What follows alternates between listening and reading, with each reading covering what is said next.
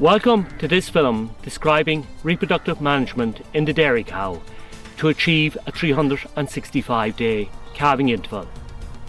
My name is Dr. Daniel Ryan.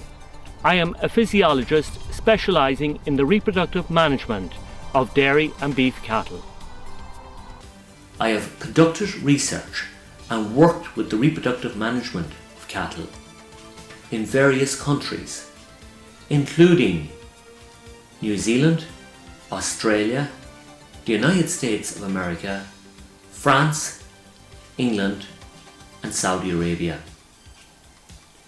The wealth of experience from research conducted both abroad and in Ireland has been incorporated into the commercial arm of our business in the provision of reproductive management services to dairy and beef farmers. The primary breeding objective is a calf every 365 days. The 365-day calving interval challenge is a genotype by phenotype interaction, whereby various environmental factors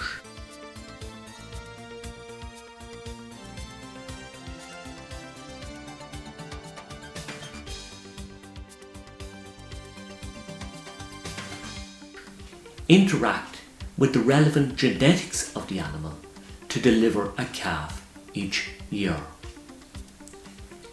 This challenge pertains in either a low volume milk production system, primarily using grazed grass, or a high volume milk production system, primarily using a high forage to concentrate ratio, with less emphasis placed on grazed grass.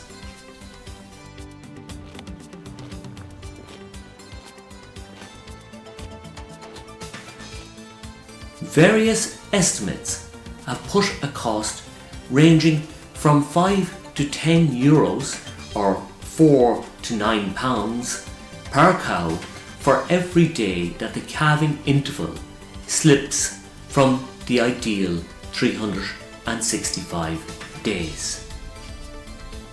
This poses the question: can the 365-day calving interval challenge be met in an environment whereby the pregnancy rate to first service has slipped by 1% per year over the past 20 years?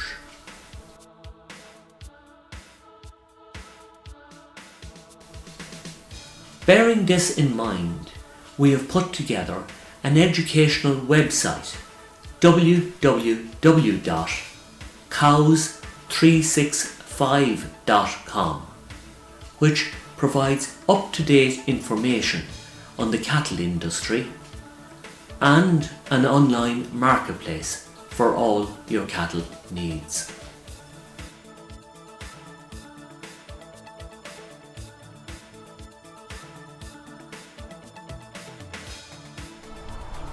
Welcome to the Listnok Holstein Dairy Herd, the home of the Fullertons at Listnok, Mahara.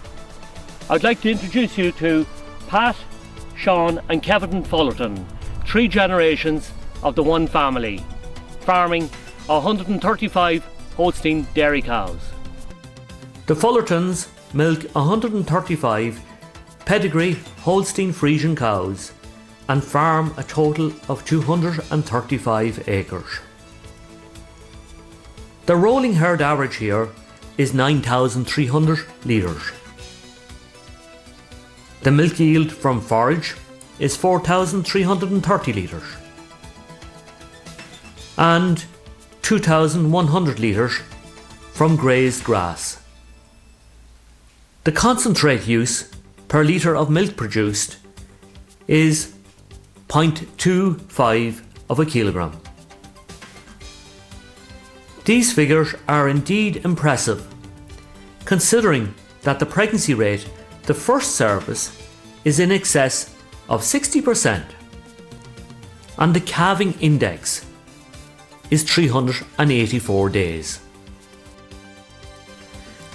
An in-depth assessment of genotype and phenotype factors on this farm will explain how milk production and reproductive performance targets are achieved. Genotype refers to the genetic makeup of the animal. As the sire determines 50% of genetic makeup of the offspring, it's paramount that sires used help achieve desired milk production and reproductive performance targets.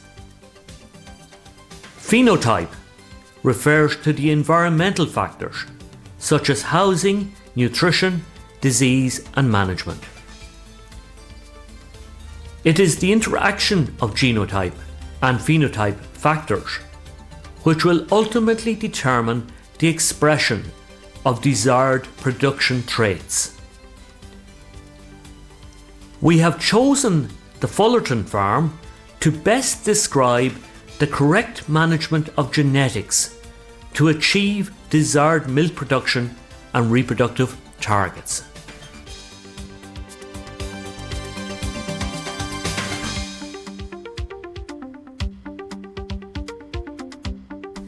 We will begin with the production of replacement stock. The breeding program on the Fullerton farm is to breed high performance cows with longevity. Selection criteria used in selection of sires include locomotion or the movement of the animal, mammary structure, legs, feet, rump and chest width.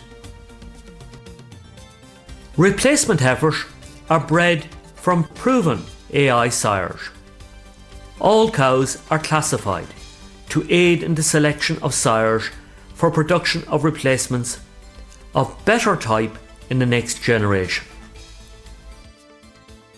The cow has to be functionally correct if she's going to produce high volumes of milk, maintain her health and reproductive status. In addition, embryo transfer is used to introduce new bloodlines into the herd. 4 heifer calves were born recently from an embryo transfer program.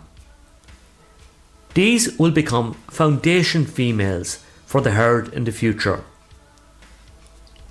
Embryo transfer facilitates the maintenance of a closed herd as disease transfer is avoided.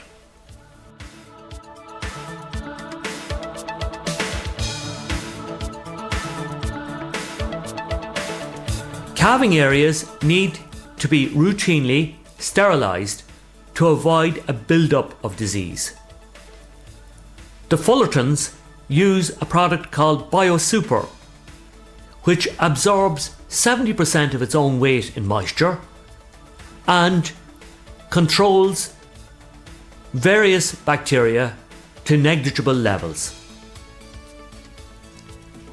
The rearing of replacements begins from the day the calf is born. Calving difficulty has to be avoided, and cows need to be fit at calving. Here we have a cow that is calving unassisted, and there is no need to interfere, as this will only give rise to problems subsequently. The navels of calves born on this farm are also disinfected to avoid navel infections. Calves born on the farm are allowed to suckle the mother to get colostrum. This will help stimulate immunity to disease in the environment of the calf for the first weeks of life. Subsequently, the calves are placed in individual pens for the first 2 weeks of life. They are then moved into a group pen. This ensures that all calves are monitored twice daily at feeding time for early detection of illness. The calves are reared in a well-ventilated house to avoid viral infections. Health problems such as pneumonia, scour, clostridial disease, liver fluke will all affect fertility of the heifer at breeding age and have to be prevented. Heifers are reared to achieve target weights of at least 350 kilograms at the time of breeding, 15 to 20 months of age. There is an option here to use sexed semen. The sorting of semen by flow cytometry enables female sperm to be sorted and cryopreserved for AI. This option facilitates the production of female offspring from the best genetics on the farm, and thereby easier calvings among first calvers.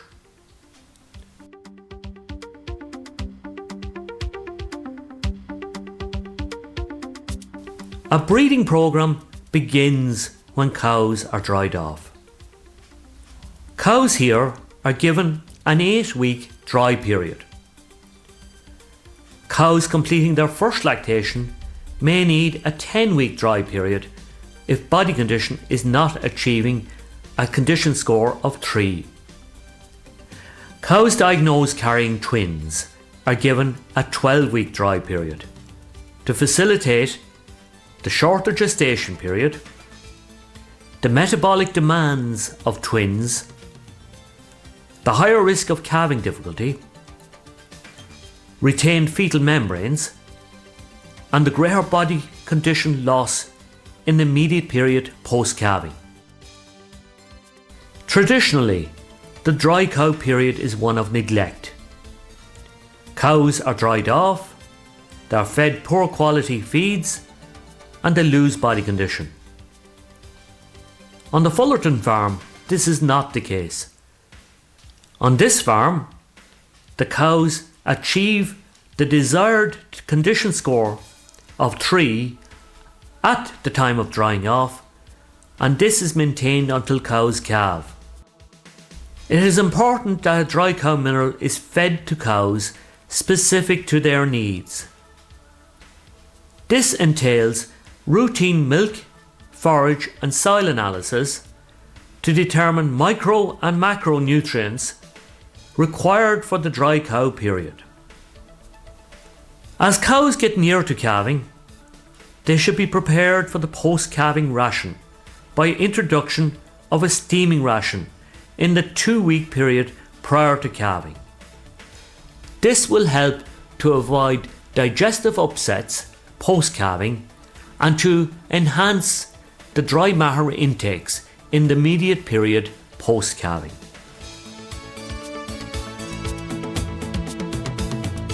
After calving, the cow is introduced to the milking cow group. The rate of uterine involution is also dependent on diet management post-calving. Make sure there is sufficient feed space for all cows to be fed at the one time.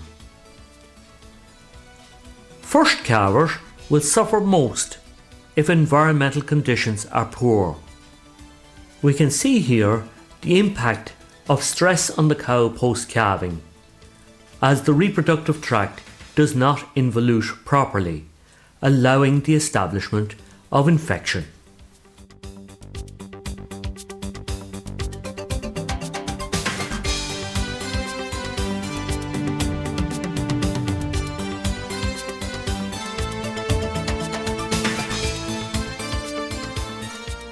Diet management post-calving has to target a rapid increase in dry matter intake, avoiding digestive upsets, and facilitation of a rumen microflora capable of digesting the post-calving diet. The Fullertons operate a strict feed to yield above the total mixed ration in the parlour. Low yielders take maximum milk from forage. The Fullertons focus on the production of forage with high quality and dry matter of 30% plus, facilitating high dry matter intakes and minimising the degree and duration of negative energy balances associated with the post-calving production period. Poor quality silages with either imbalances of minerals, poor dry matter, low dry matter digestibility, or mycotoxins associated with moulds on silage will impair the rate of uterine involution. Again, this is shown here with infection establishing itself because the reproductive tract had experienced stress associated with poor quality feeds. The Fullertons focus on silage pit management with excellent sealing of the pit using a polythene seal on all surfaces of the pit. In addition, as the silage is used, they focus on excellent pit management.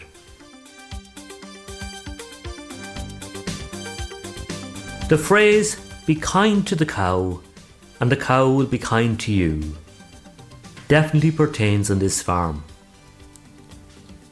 Preventative health management is practiced here daily. Regular foot trimming is practiced to avoid clinical cases. To this end, the Fullertons have installed a foot trimming crush, which facilitates easy and safe control of the cow for rapid foot care. Indeed, it is so simple that Pat himself is able to address problems of lameness and foot trimming himself. Lameness is also controlled by a high forage to concentrate ratio, a good balance of starch to fibre in the diet, and high levels of rumen protected zinc to improve hoof hardness. The key to lameness management is immediate action in cases of clinical lameness, and this is facilitated on the Fullerton farm by having their own hoof pairing crate. In addition, the walking areas are kept clean, as shown here by a robotic scraper, which reduces the incidence of foot problems such as slurry heel and mastitis. In the past, Pat Fullerton used a hand scraper to clean the slats on this farm at 11 o'clock each night. This is no longer the case, as the robotic scraper can be programmed to clean the walking areas at any desired time of the day. The robotic scraper will clean an area mapped out for it and can travel between houses once sufficient space is allowed under the gates for it to travel through.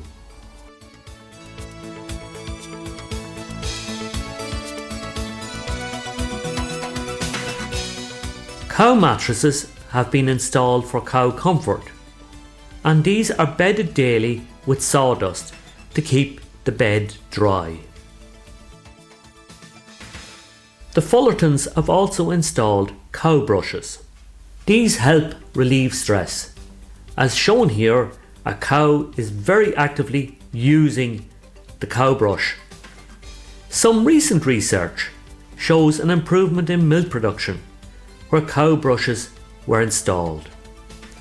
However, it is not possible to use tail paint or tail chalk as an aid to heat detection in conjunction with the use of cow brushes. As mentioned previously, environmental stressors all affect milk production and reproductive performance of the dairy cow. The Fullerton family have placed a major emphasis on a housing environment conducive to a happy cow. In the milking parlour, mastitis control incorporates pre-dipping and post-dipping. It also incorporates culling of persistent mastitis cases and a cluster flushing system which avoids cow-to-cow infection between milkings. In addition, vitamin E and protected selenium are included in the feed to boost cow immunity and improve udder health. Water quantity and quality are also essential. The Fullertons have installed multiple drinking water points, which are cleaned twice a week. The ventilation of the dairy houses is excellent, and this helps reduce viral infections.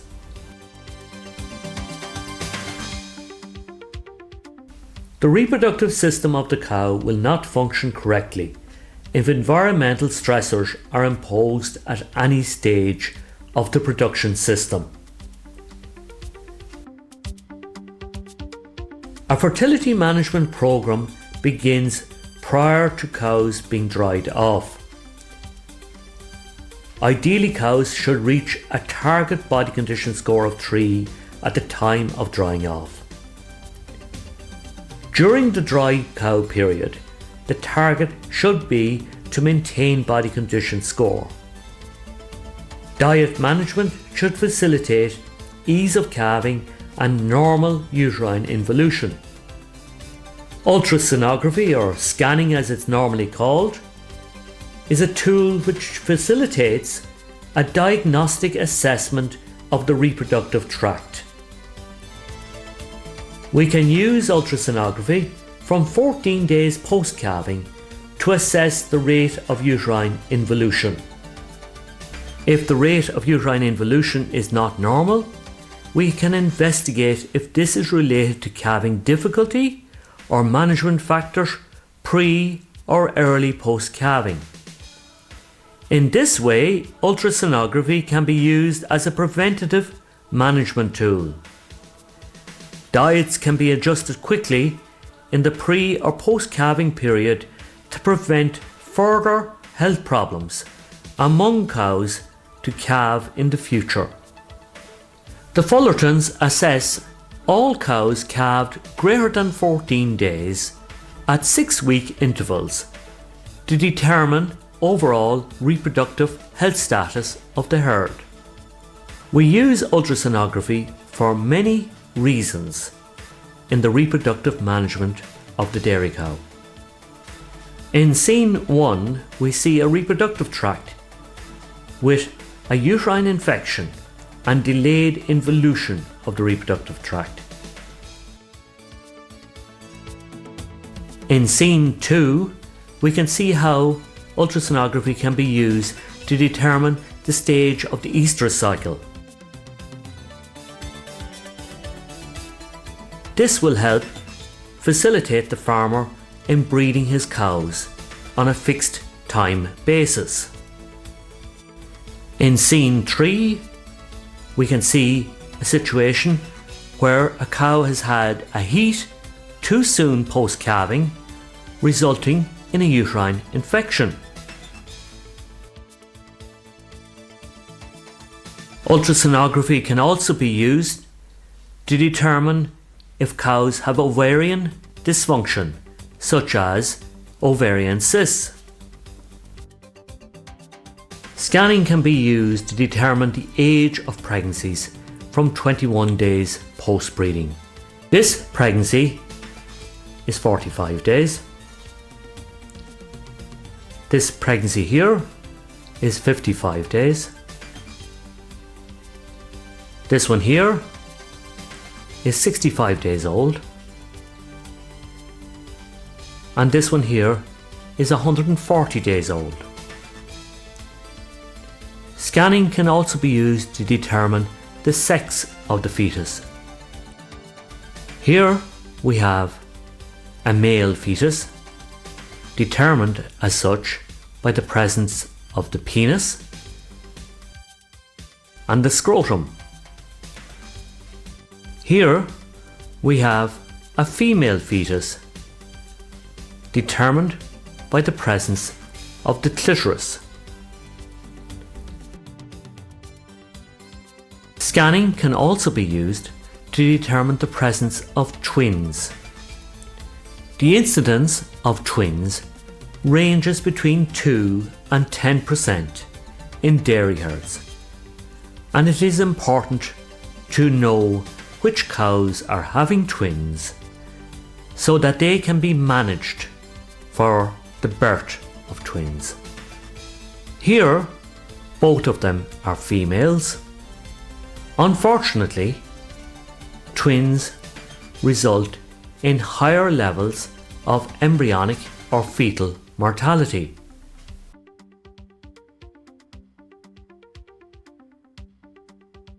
Heat detection is one of the biggest causes of impaired reproductive performance at farm level. Failure to detect heat may be associated with environmental stressors or failure to spend sufficient time with the cows watching for signs of heat. Ultrasonography will determine if the problem is one of underlying stressors,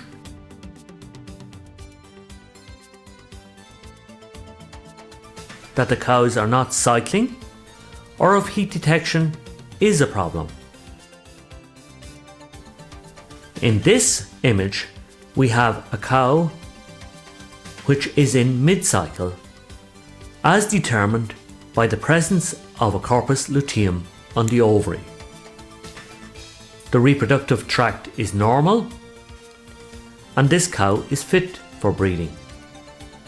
In this slide, we have a reproductive tract which is abnormal, as determined by the absence of a corpus luteum on the ovary. The cow is not cycling, and she is not fit for breeding. Aids to heat detection include tail paint, tail chalk, and activity monitors. These are strictly aids to heat detection and should not replace heat detection as the sole method of detecting cows in heat. The objective in heat detection should be to identify at least 90% of the cows available for AI in a 21-day period. Failure to detect this percentage of the cows available indicates either underlying problems in terms of health of the herd or mismanagement in terms of time spent with the cows to identify the cows that are cycling. If cows are not detected in heat, it is essential to find out why. Scanning will determine the reasons behind failure to detect cows in heat.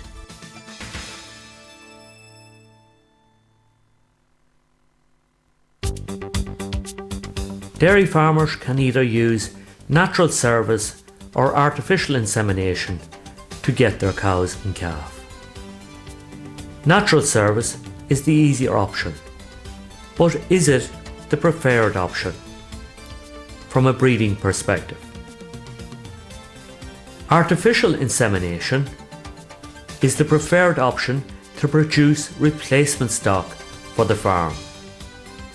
This facilitates the use of proven sires which transmit desired traits for production and fertility.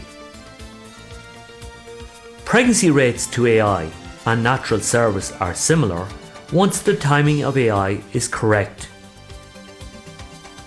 AI avoids the risks associated with a bull being infertile or not breeding cows because of workload, injury, or laziness.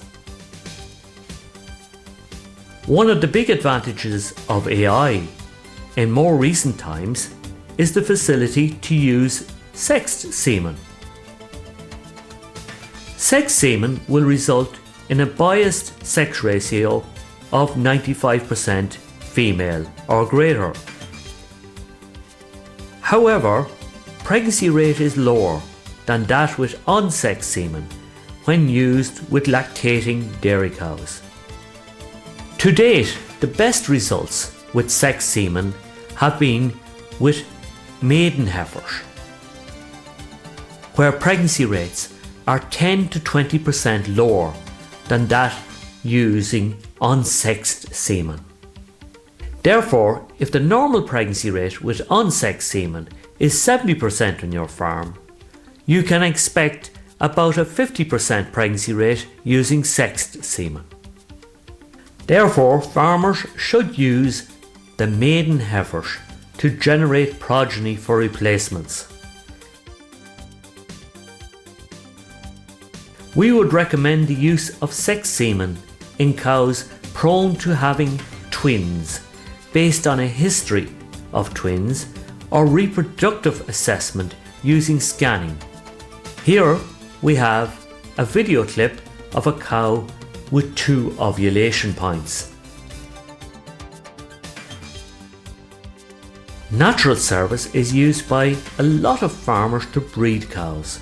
This option addresses the issue of visual need to do heat detection. However, there are many reasons not to take this option. Aside from the genetic gain from using proven AI sires, natural service places all your eggs in the one basket. As a dairy sire, the progeny may carry undesirable traits. It is presumed that all cows are fit for service, while this is not the case. When using AI, farmers will present cows not detected in heat to determine why, while this is not the case with natural service, as it is presumed that the bull is looking after the cows. When using natural service, it is important that the bull is fertile.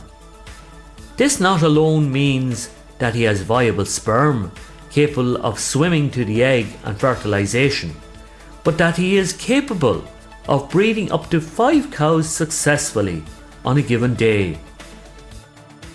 If a bull is injured, spermatogenesis or the production of sperm stops until the bull is fit again.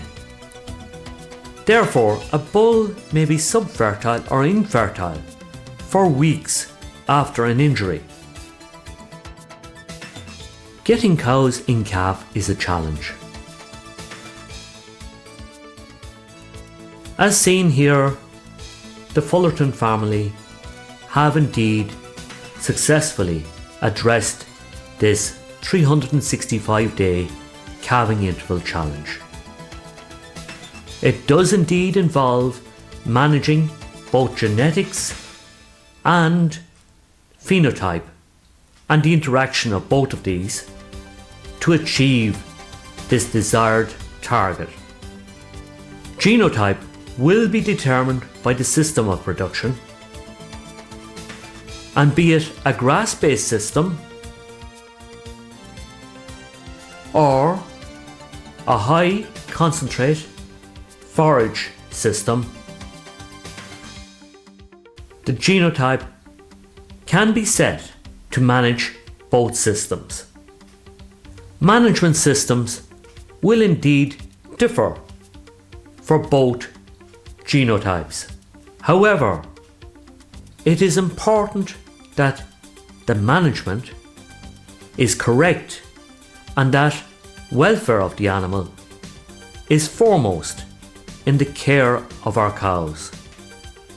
Unfortunately, cost-efficient milk production systems do not lend themselves to the proper welfare of our animals.